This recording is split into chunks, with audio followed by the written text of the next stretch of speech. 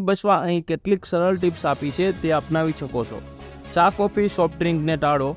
તાપ પછી હીટવેવથી બચવા આટલા ઉપાય જરૂર કરો.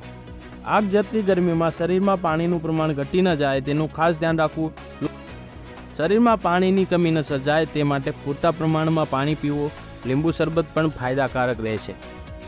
વાય, હૃદય, કિડની કે યુક્ત સંબંધી બીમારીઓને પીડાતા વ્યક્તિઓને જેમને પ્રવાહીની માત્રા ઓછી લેવાની હોય, તેમણે તેમના શરીરમાંથી પ્રવાહીનો નિકાલ ઓછો થતો હોય, તેમણે વધુ પડતું પ્રવાહી લેતા પહેલાં ડૉક્ટરની સલાહ જરૂર લેવી.